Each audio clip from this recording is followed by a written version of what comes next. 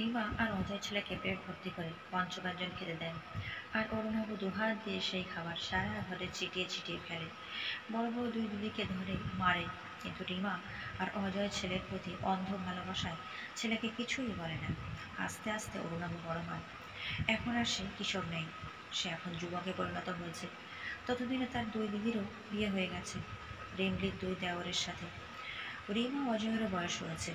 অরুণাভ এখন প্রচণ্ড রুক্ষ হয়ে উঠেছে। বাবা মা কাউকেই পাত্তা দেয় না। এরমই একদিন অরুণাভ তার বাবা মাকে বলে, পাপা দেখো আমি বিয়ে করতে চাই। অজয় বলে, নিশ্চয়ই বাবা, তুমি বিয়ে করবে তো, কিন্তু তার জন্য তো পাত্র দেখতে হবে।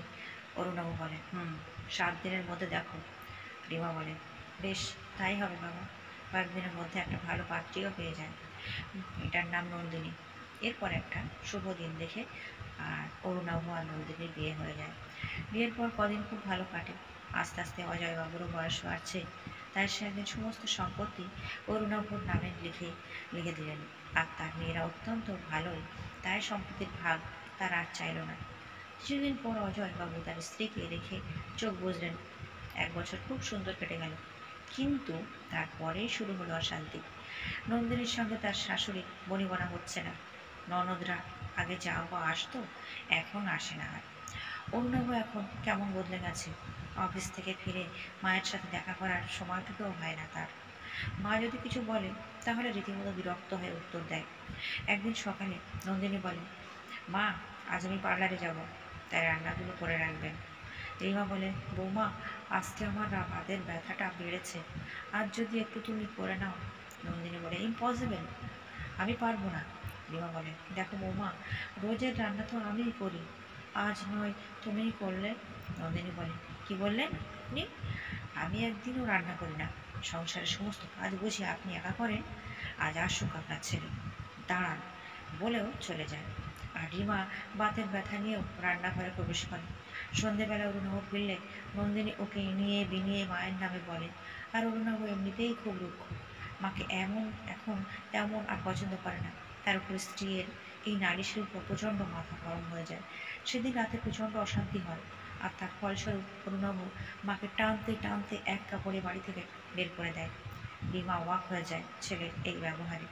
তিনি আলুথালু পোশাকে মাথা নিচু করে বাড়ি থেকে দিক বিদিক জ্ঞানশূন্য হয়ে রাস্তায় হাঁটতে থাকে। লক্ষ্য করে না সামনে থেকে একটা গাড়ি আসছে।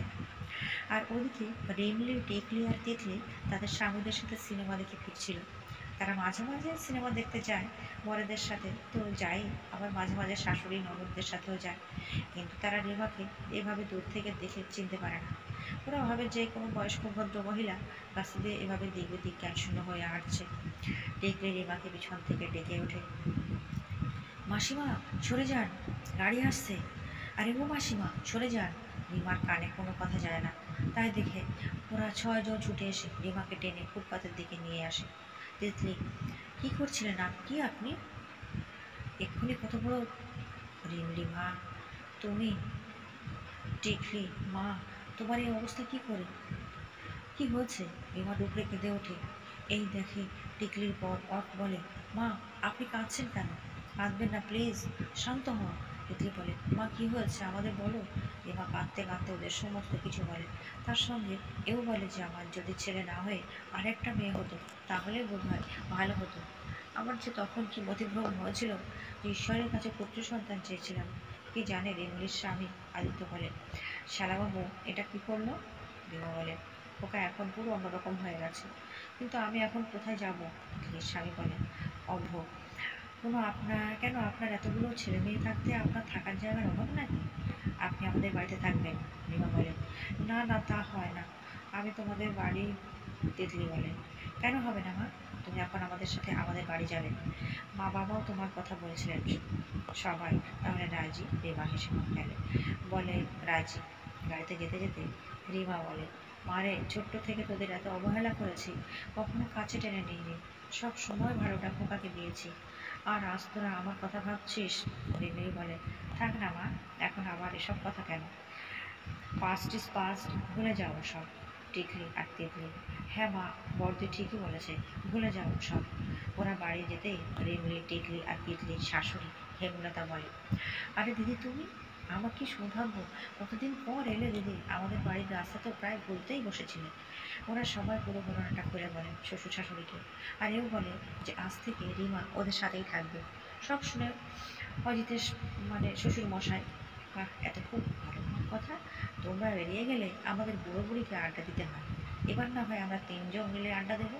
হেমলতা বলে, আর দিদি, কাল আমি টেকলি আর অর্থ পাঠিয়ে তোমার সব জিনিস বাড়িতে নিয়ে আসবো। রিমা বলে, আচ্ছা বেশ। ছেলে মানেই বংশপ্রদীপ নয়। পৃথিবীতে ছেলেদের যেমন দরকার তেমন দরকার মেয়েদেরও। একটা মেয়ের বাবা মায়ের প্রতি যত টান ছেলেদের ক্ষেত্রে, সেই টান অনেকাংশে কম, কিছু ব্যতিক্রম ছাড়া। তাই ছেলেরা কিন্তু আজীবন নাও দেখতে পারে, কিন্তু একটা মেয়ে আজীবন বাবা মায়ের দায়িত্ব নিতে পারে। লাইফে কম্প্রোমাইজ করে, কিন্তু পৃথিবীতে চালিয়ে উভয়কেই দরকার। তাই একজন বাবা মা এবং একজন প্রকৃত মানুষ হিসেবে ছেলে মেয়ে। গল্পটি ভালো লাগলে একটা লাইক দেবেন, আর নতুন গল্প পাওয়ার জন্য অবশ্যই চ্যানেলটিকে সাবস্ক্রাইব করে পাশে থাকবেন। ধন্যবাদ।